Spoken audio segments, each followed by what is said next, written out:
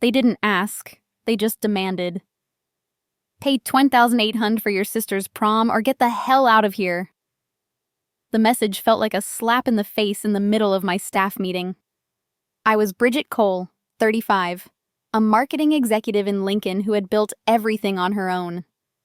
My parents and their darling, my 18-year-old sister, wanted me to pay for a dress and a limousine. When I said, "Get the money yourself," they turned it into a threat. That's when a $5,000 warning popped up in the joint family account I had funded. I was dumbfounded. This wasn't about the prom. It was a pattern. They were forgetting one thing. I paid, and I kept the receipt.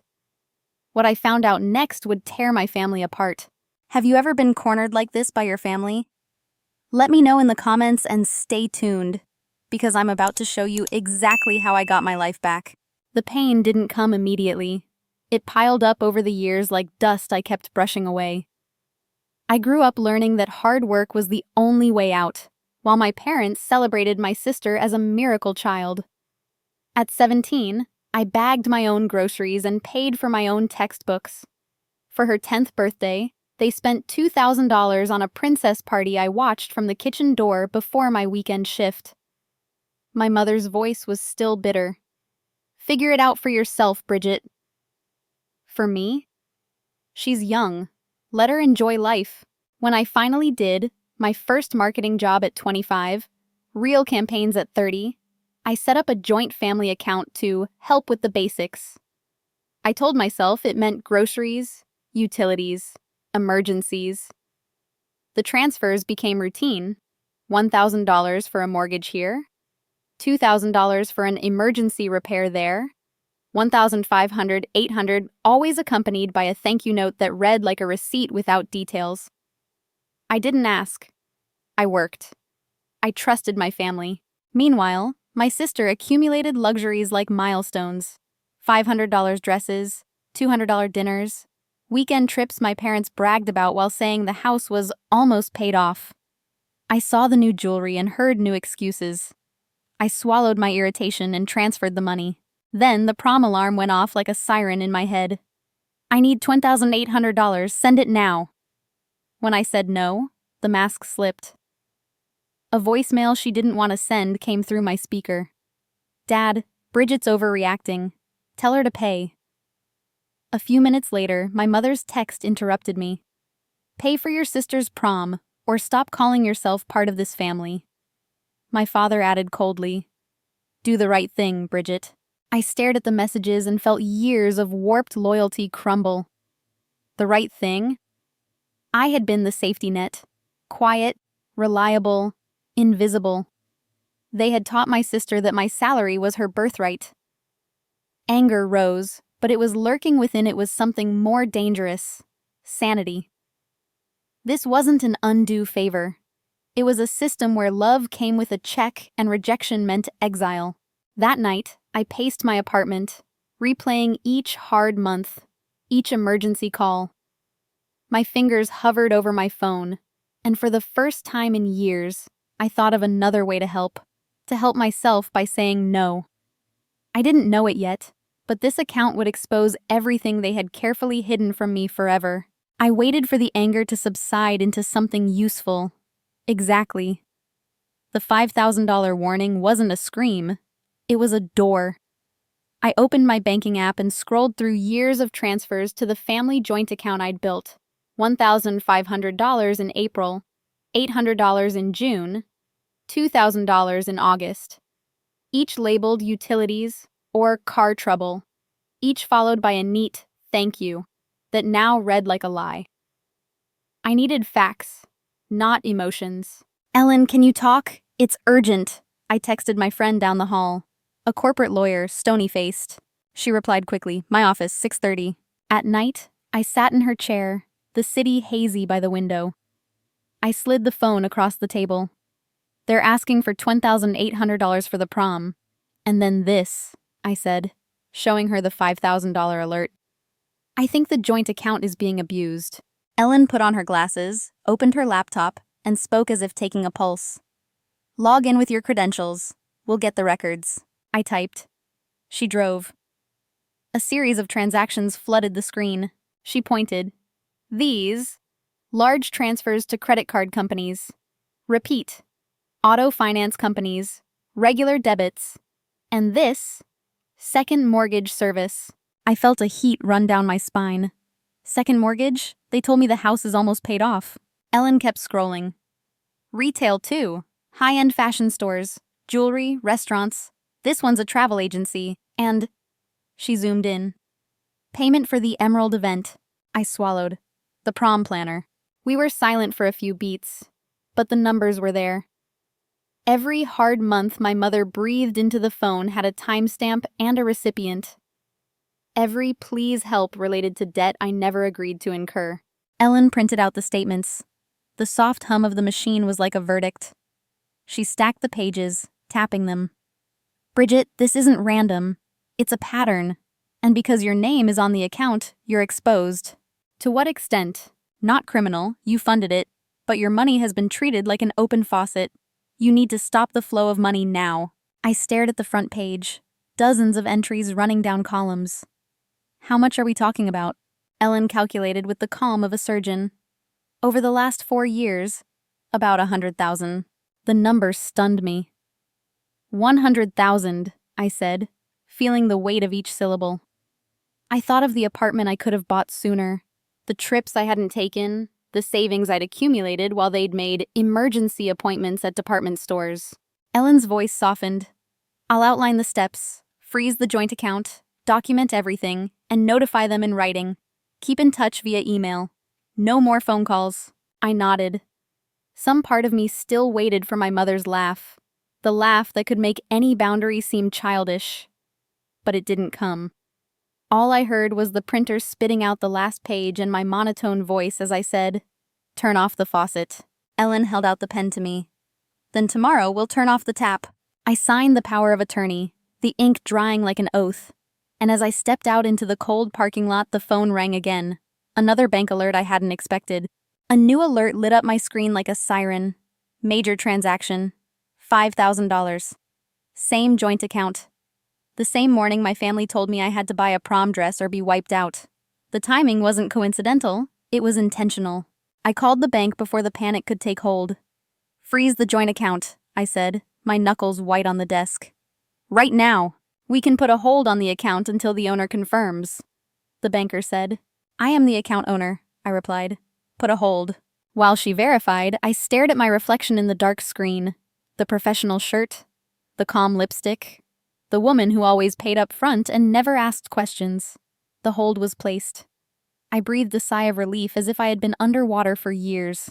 I texted Ellen. Another $5,000, account frozen. What next? Her bubble was flashing. Write it all down. Close it tomorrow morning. Get the statement tonight and save it. I opened the portal. The statements piled up like bricks. Transaction after transaction. Month after month. Credit cards. Car finance.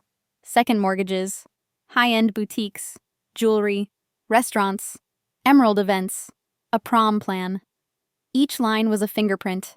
Together, they were a confession. By midnight, my printer had printed a stack of paper.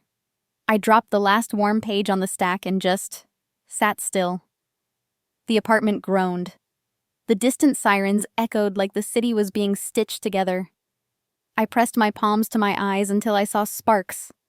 I worked hard to keep a roof over my head, and somehow I paid for a dream home I didn't live in and a childhood I never had. Ellen called. Are you okay? No, I said, honest enough to hear it in my voice. Tomorrow, 9 a.m., we'll get this done, she said. You'll close the account and write it down. The next morning, I did. 10 minutes, 3 signatures, a door gently shut. The teller handed me a confirmation slip. The joint account is closed, she said.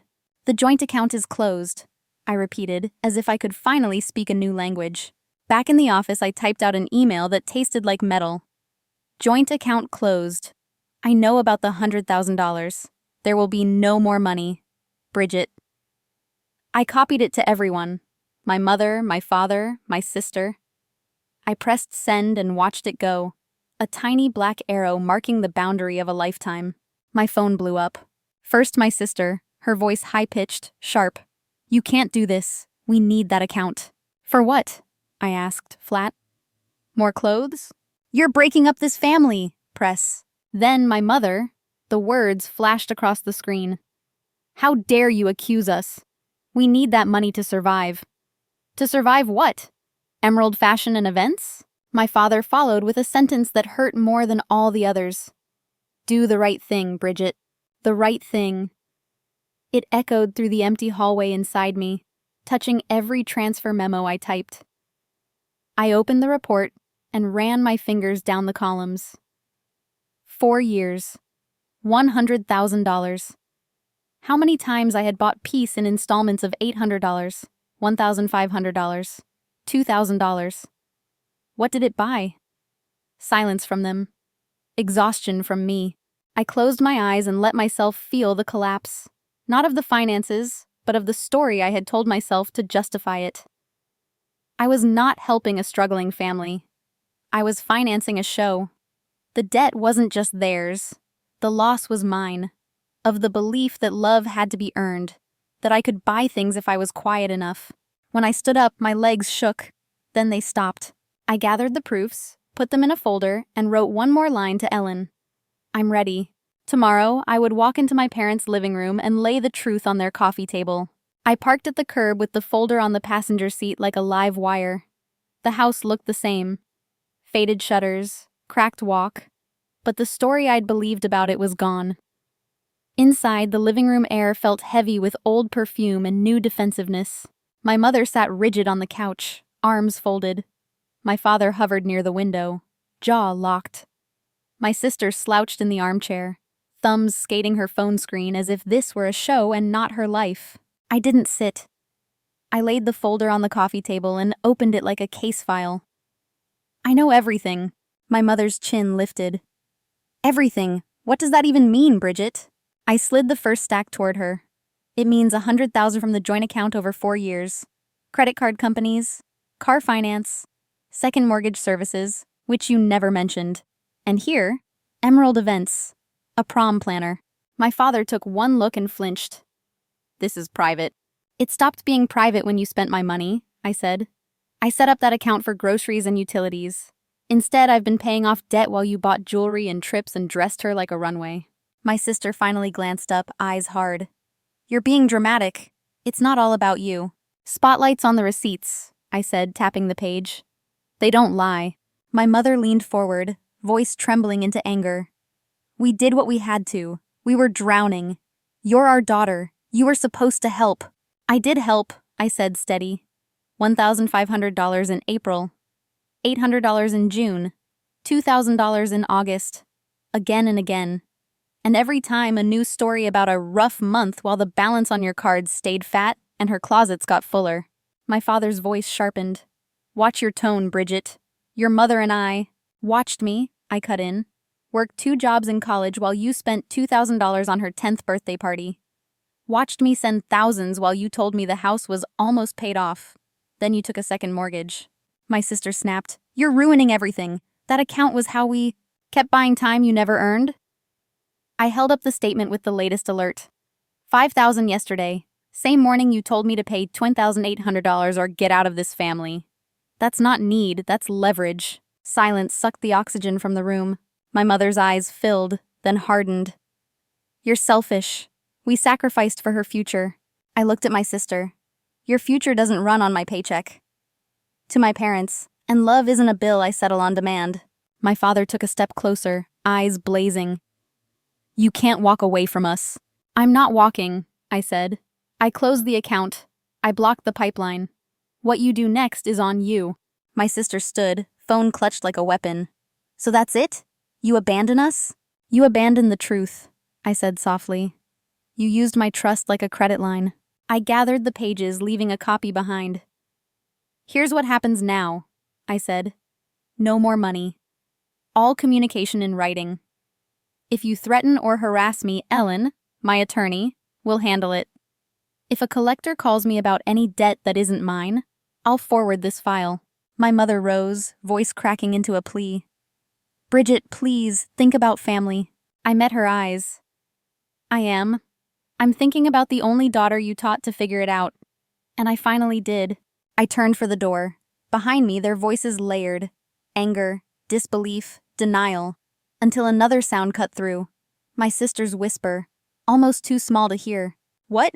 If it's already too late? I paused on the threshold, a chill running through me. Too late for what?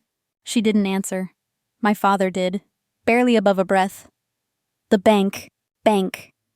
The word hung between us like a verdict I hadn't heard yet. Days later, a cousin confirmed it. Bankruptcy. The second mortgage, the cards, the car. Everything collapsed without my pipeline. The house they swore was almost paid off was gone. I felt not triumph, not revenge, just quiet. The kind you get when a storm finally burns itself out. I blocked their numbers and forwarded every stray email to a folder labeled Proof. I started therapy. I learned that boundaries aren't walls. They're doors with locks you control. I learned how often I'd tried to buy belonging, $1,000 at a time, because that's what love looked like in our house, a ledger. I stopped living like that.